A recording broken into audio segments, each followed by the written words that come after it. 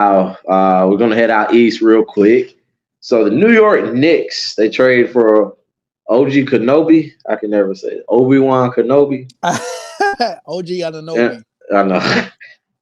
And they've been balling lately, and they're rising. They're running up the ranks on the Eastern Conference. So the Knicks, how far can they truly go? Ooh. Uh, Man, is they scary, man. They've won what 8 out of the 10 games. Actually, let's see. they're on an 8-game win streak right now. You look at the last 10 games, they're 9-1. They're That's running it the up right now. that's the best in the league right now with I almost said Clemson, the Cavaliers. Yeah, their Cavs are hot too. And you're right, 8-game win streak. 8-game win streak, the third in the East. So they're 1 game behind Milwaukee. 1 game behind them, so they can get second, especially with Milwaukee. Having a little trouble, they can get second in the East in a matter of a couple games. That's crazy to say. I can see them being a problem. I mean, you don't want to see New York in the playoffs. They played Miami pretty straight last year. It was competitive. I mean, Jimmy Butler was hurt his ankles, but it was competitive. They were scary. They dealt with New York. I think they can get to the Eastern Conference Finals. Dead ass. I think they can get to the Eastern Conference Finals. I think somebody gonna be disappointed, man. Whether it's Milwaukee, it could be Boston. I mean, Boston's the hottest team in the NBA, but we've seen Boston struggle in the playoffs. Philly, they having trouble. They got an Embiid injury right now. They've been kind of derailing the past couple of games. Yeah, New York, bro. I think they can make an Eastern Conference Finals, but I don't see them getting to the finals. I can't. I mean, even Eastern Conference Finals is kind of like me, just giving them some respect. What you think? That's realistic. Eastern Conference Finals is realistic, That's but pretty damn good. Imagine how lit they'll be. just straight up winning. Nah. I mean, I hate to say it with the injury. I mean, all right, let's talk non-injuries. But with an injury to an opposing team, absolutely, I can see them getting the better of it. Yeah, because they can beat the Sixers in my eyes. They can beat Philly. They can beat Cleveland. They already beat the hell out of Cleveland last year. I would laugh in their face if I was New York. If Cleveland come up to them on some crazy stuff. Right. But so yeah, the two biggest threats would be Milwaukee and Boston. Realistically, yeah. But somebody's gonna they're gonna end up playing one of them, especially if the seeding just stays like this. So yeah, if they can get over that hump, they're in the Eastern Conference Finals. If not, then it's just the semifinals, which is where they left off last year, right? Yeah. So, shout out to New York, man. I will say, like, if I were them, they need one more, bro. They need somebody else to come in there, and really get them over the hump. Really get them. I mean, when's the last time New York even had Jalen Brunson's probably the biggest thing? Dude, I wanted. All right, that's what I wanted. That's what I was about to say when we started this. So we know the New York Knicks, one of the biggest brands in the NBA. Only because of New York, because I mean they really I think of chips. I think of so we learned in the book. I didn't even know until we read the Phil Jackson book. Shout out, that's a good book. 10 rings. 11 rings. My bad. So Phil Jackson actually played for the Knicks in the 70s and won a championship with them. And that's where he really learned how much it took and what it took to win a championship. Then you think about with Patrick Ewing in the 90s, how they used to battle with Jordan and whatnot. And then since then, bro, I I remember it was like Stephon Marbury was like their premier player. Latrell Like Sprewell. I don't even remember him that well, but I remember Marbury. Yeah, Marbury was decent. He ended up playing in China and becoming like a basketball god in China. And wow. yeah, and then they had he has like a statue. It's crazy. Wow. And then it's crazy. And then the Melo era was probably the best era of Knicks basketball. Actually, that was the best era of Knicks basketball I've seen since I've been a spectator, a fan, an analyst of the NBA. Who else? They had a few guys there. Mario Stoudemire. Who else did they have on the team? J.R. Smith, Shumpert. Raymond Felton, bro. Jared Jack was over there. Jared Jack, well, they had their little squad, but Tyson Chandler. They weren't. Yeah, they weren't good enough though. But it was cool. It was fun. They're actually fun to play with on 2K. Then they were in purgatory for a long ass time, bro. Getting top picks. What are some of the big dudes? Did they draft Jahlil Okafor? No, that wasn't them. Was it? It was the Sixers. That was Philly. Trust the process as was. Philly was trusting the process for a long time. They drafted Obi Toppin, but that didn't work out. They drafted RJ Barrett. They drafted they drafted a guard over there. They tried some misses really. I tried. And I remember Phil Jackson was even wasn't he the president? Remember Derek Fisher was the coach? Hey, it was Phil Jackson was like, you got they tried. He was like, you got to run that triangle offense. I can't even make it. He's like, you got to run that triangle offense, man. And Derek was like, I got you, coach. I got you, man. Just like back in LA, we're gonna run that triangle.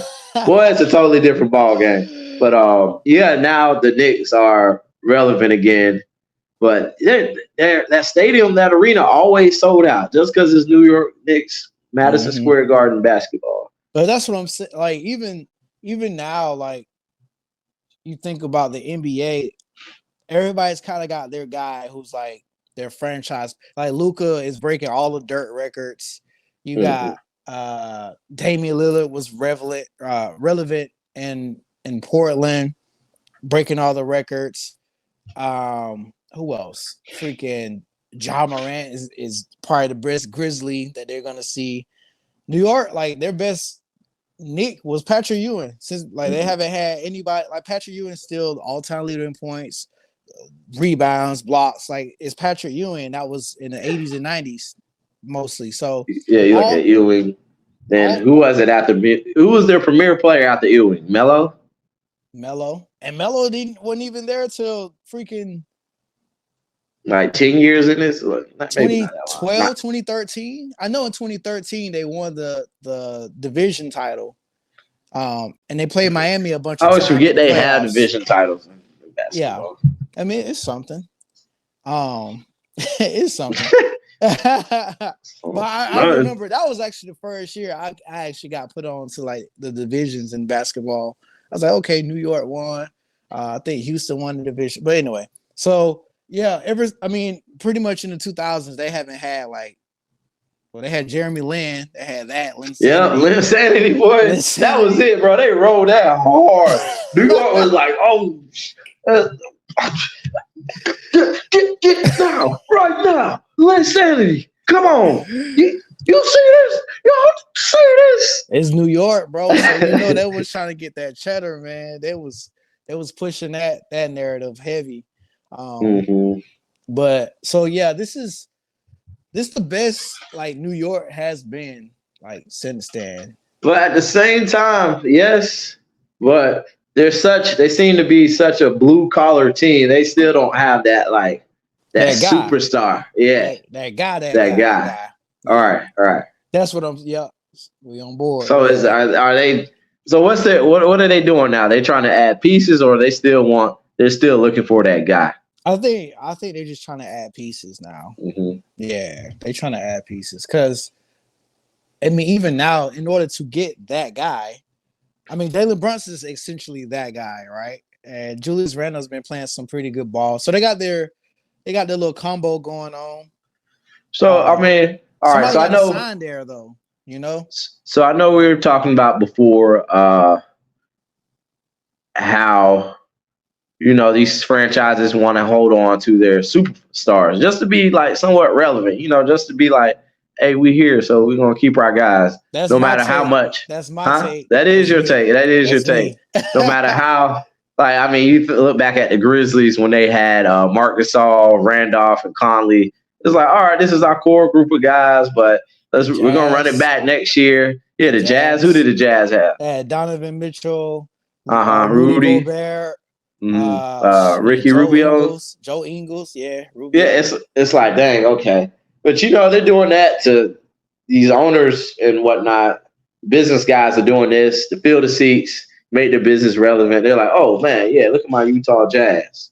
And even you can So still get lucky too. Even then, like let's say you in the playoffs. I mean, although you may be less talented than your opponent, but I mean, look at when the Clippers they lost Kawhi Leonard, and it's only Paul George, and the Suns right, made the finals. You know, right. yeah. But check this. So we're looking at that. We're like, okay, maybe these owners have a different agenda going into the season. Now you look at the Knicks, the Madison Square Garden, bro. The Knicks still one of the biggest brands.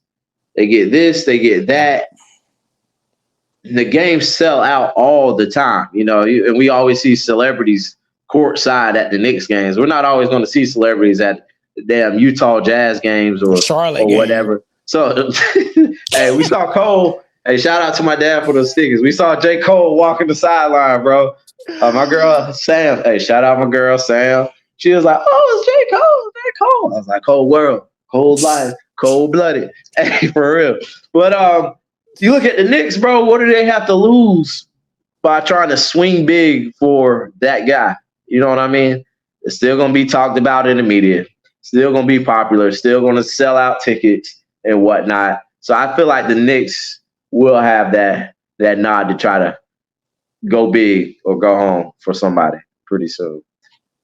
Just because I feel like the owner that they don't have that to lose. They're still going to have that no matter what. This year or next year, though? I mean, soon.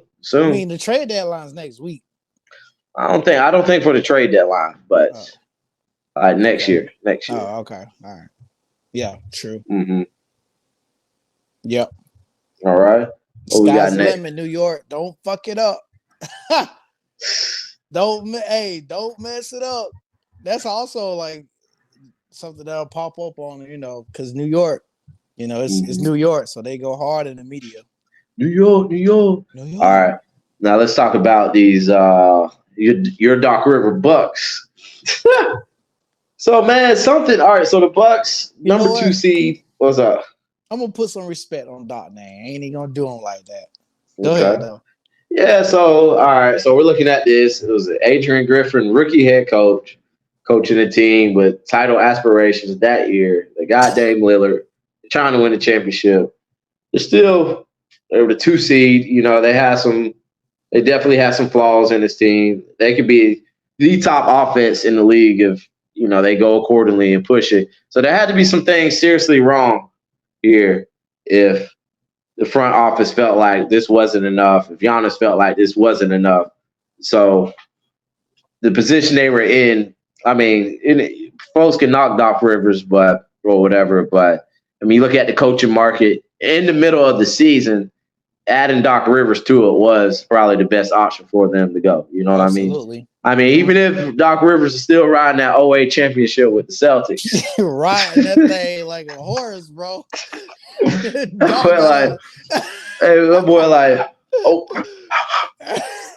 gotta clean my ring real quick. Bing, bing, bing, bing. That shit glistening, bro. You keep that thing shiny. My bad, dog. That's funny, bro. So I mean, yeah, respect him. I mean, he's had success as a head coach. Absolutely. Granted, sometimes we're like, and he made it back. Granted, he had a bunch of Hall of Famers on his teams. So, I mean, this probably was the best route for the Bucks to go. And it was. You look at the talent he has on his team versus what the Sixers had. I mean, you got Dame and Giannis here. So this is a team that's trying to win now. And I actually, I don't feel. I know this was the best swing for them to get to the title It this really year. was. It was. It was. I actually did some more research on Doc, man. Doc. I mean, he's a winner, bro. I mean, Doc got Coach of the Year in his first season coaching. He coached Orlando Magic. Shit, over 500 record in all 5 seasons with Orlando. Went to Boston. We know the rest. He won that title in Boston. Clippers, he got 50 win season. I mean, all right, first off, let's just go ahead and say the West is harder than the East. Mm-hmm. So, when he was in the East, he dominated. He dominated Orlando. I ain't gonna say dominated, but I mean, he had winning seasons in Orlando. He won a championship in Boston. We seen how many, Boston Celtics series, they down there made the finals. Then he went to the West, and I mean, West had the Spurs. I forgot about the Clippers run. Yeah, the Spurs. He ran against the OKC Thunder back then. The Warriors. Hold on. Let's look at the Clippers. Let's look at the Clippers lineup back then. So, I mean, you had Paul, JJ. Who's running the three? The three, what? Matt Barnes. And who else? He wasn't the guy. Blake Griffin, DeAndre Jordan. Yeah. I'm saying that was Lob City. They had Lou Will over there. They had Lou Will, Crawford. They had Crawford over there. Their three was always just like the glue guy, like that guy who, probably guarded the best forward on the other team. Right. Trying to think of who. Other than Matt Barnes. They had like Wesley Johnson over there. I remember he was getting killed by Harden. So we can look it up. We got the internet right here. But let's get back to Doc Rivers though. But my point is, he's got. I mean, he won a lot of games, bro. He got his team in the playoffs in positions where they stayed relevant, right? And just pretty much, he always lost in the second round to a much talented team. But you look at that. But if you look at that Clippers roster, they were good, but they didn't have that archetype. You know what I mean? What you mean? They had a lot of good players, but they didn't have one of the best players. Right. They did, but they didn't. Look at Jordan. DeAndre Jordan was Jordan. Blake Griffin. You need that, JJ Redick. They didn't have that guy. You know what I mean? You need that guy, man. Yeah. But they didn't quite have that guy. They ain't have that guy. They had Jeff Green over there one year. I mean, if you look at the Celtics team, Doc Rivers coach, they had Paul Pierce. I mean, KG was that guy too, but Paul Pierce was that guy. You know what I'm saying? Yeah. That's a good look, bro. Right. So yeah, Doc coaching the Bucks. So he has his guys. Are we saying it's not his fault? I mean, we kind of saying it's not his fault. No. That's kind of what we said. It's not his fault, bro. I mean, all right. With the Sixers, there were some series he was supposed to win. So with the Sixers, there were some situations where it was his fault. With the Clippers, not so much. With the Sixers? With the Sixers, yes. But the Clippers, not so much. Then you look at the how much experience, when he went to the Sixers, he even had more experience in the postseason and just in general as a coach than he did with the Clippers. So with the Sixers, yeah, that shit was his fault. Not winning the championship. However, some series, the Hawks, that they were supposed to win. Should have won that series. Mm-hmm. Kind of blaming Embiid and Simmons for that. But yeah, the Miami Heat series, they lost against the Heat in 2021. Should have won that series. And then last year, right? So yeah, we're going off recency bias. Yes, but with the Clippers, not so much. But like I said, he has the guys now. He's got the guys now. You can argue Lillard. You can't even argue Lillard and Giannis are the best two players. I mean, other than the Celtics with Pierce and KG at the helm. They're the best two players he's had on, opposed to the Clippers and the 76ers on his roster. Yeah. Heck yeah. That's tough to break that down like that. I mean, Doc got a situation on his hands. Now, this is really where he really can,